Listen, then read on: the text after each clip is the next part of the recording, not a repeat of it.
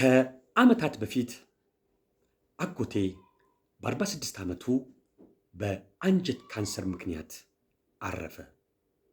ከጥቂት ዓመታት በፊት ደግሞ አባቴ በ49 ዓመቱ በአንጀት ካንሰር ምክንያት አረፈ። በአጎቴ በኩል 5 ወንድሞችና እህቶች አሉ። በአባቴ በኩል ደግሞ 4 ወንድሞችና እህቶች አሉ። እንግዲህ በአጎቴም በአባቴም በኩል ብላሉ 10 ቤተሰብ ምን ትመክረናለህ? ምን እናድርግ?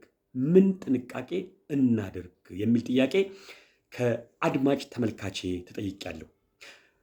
ዶክተር ዘላለም አሰፋ ነኝ። የአንጀት ካንሰርና የአንጀት ልዩ ልዩ ሰብ ስፔሻሊስት ሐኪም እንዲሁም የፊንጢጣ ካንሰር፣ የፊንጢጣ ፊስቱላ፣ የፊንጢጣ ኪንታሮት ልዩ ስፔሻሊስት ሐኪምና ተባባሪ ፕሮፌሰር ነኝ። እንዲሁም በጤና አማካሪ ነኝ።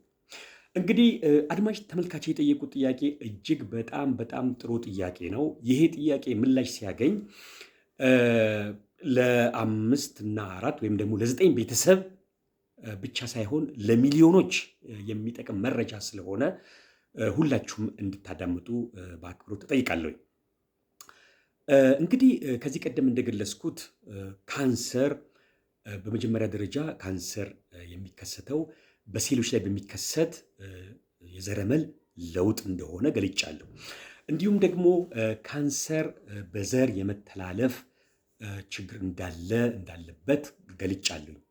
አሁን ጠያቄ አጎታቸው በ46 ዓመታቸው አባታቸው በ49 ዓመታቸው በአንጀት ካንሰር ምክንያት እንዳረፉ ገልጸዋል። ይሄ ማለት እንግዲህ በቤተሰብ ውስጥ የአንጀት ካንሰር ሊከሰት የሚችልባቸው ሁኔታዎች፣ አደጋዎች፣ እድሎች እንዳሉ የሚገልጽ ነው። ስለዚህ በተለይ ደግሞ አድማጭ ተመልካች የገለጹት ምንድን ነው? አጎታቸው በ46 ዓመት አባታቸው በ49 ዓመት እንደሆነ ነው የገለጹት። እንግዲህ ብዙ ጊዜ ካንሰር ከ50 ዓመት በላይ ወይም ከ60 ዓመት በላይ ሲከሰትና ከ50 ዓመት በታች ወይም ከ60 ዓመት በታች ሲከሰት ያለው በዘር የመተላለፍ አደጋው ሪስኩ ልዩነት አለው። ምን ማለት ነው? ከ50 ዓመት በታች በቤተሰብ ውስጥ ካንሰር ከተከሰተ በቤተሰብ የዘር ግንዱ ውስጥ የመተላለፍ እድሉ ከፍተኛ ነው። እንግዲህ በፈረንጆቹ ፈርስት ዲግሪ ሪሌቲቭ፣ ሰከንድ ዲግሪ ሪሌቲቭ የሚሉት ቋንቋ አለ። ምን ማለት ነው? አንደኛ ደረጃ ዝምድና፣ ሁለተኛ ደረጃ ዝምድና የሚባል አገላለጽ አለ። እንግዲህ አንደኛ ደረጃ ዝምድና ማለት አባት፣ እናት ከዛ ልጆች ያለው ነው።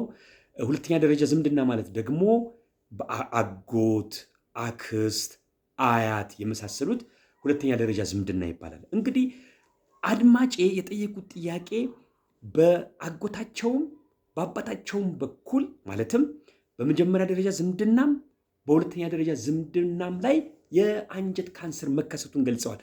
ይሄ ማለት በቤተሰቡ ውስጥ ካንሰር የመከሰት እድሉ ከፍተኛ ነው ማለት ነው። እንግዲህ ምንድን ነው ብዙ ጊዜ የሚገለጸው ምንድን ነው? እነኚህ ቤተሰቦች የአኗኗር ዘይቤያቸው፣ የአመጋገብ ዘይቤያቸው፣ አካባቢያቸው ለተለያዩ ሁኔታዎች የመጋለጥ ሁኔታቸው ያመሳስላቸዋል። ስለዚህ የካንሰሩ በዘር የመተላለፍ እድሉ ከፍተኛ ነው። ስለዚህ እንደዚህ አይነት ሰዎች ምንድን ነው ማድረግ ያለባቸው? ይሄ የቤተሰብ የካንሰር ታሪክን ግንዛቤ ውስጥ በማስገባት ምርመራ ማድረግ ያስፈልጋል። በተለይ ደግሞ አሁን አጎታቸው በ46 ዓመታቸው ነው። እንግዲህ በቤተሰብ ውስጥ በ46 ዓመት የአንጀት ካንሰር እንደተከሰተ መረጃ ተገኝቷል ማለት ነው። ይሄ ብዙ ጊዜ ምንድን ነው ምን አይነት ምክር እንዲሰጥ ያደርጋል? በቤተሰቡ ውስጥ በ46 ዓመት ከተከሰተ ከ36 ዓመት ጀምሮ ቅድመ ምርመራ ማድረግ ጠቃሚ እንደሆነ ነው የሚገልጸው። በአባታቸው በኩል ደግሞ 49 ዓመት ብለው ገልጸዋል። ይሄ ደግሞ 10 ዓመት ወደኋላ ሄደን ከ39 ዓመታቸው ጀምሮ በቤተሰብ ውስጥ ያሉ ልጆች ምርመራ ቢያደርጉ መልካም ነው። ለጥያቄው በጣም አመሰግናለሁ። ይህ ጥያቄ ለሚሊዮኖች ጥሩ መረጃ ነው ብዬ አስባለሁ። እጅግ በጣም አመሰግናለሁ። እግዚአብሔር ያክብርልኝ።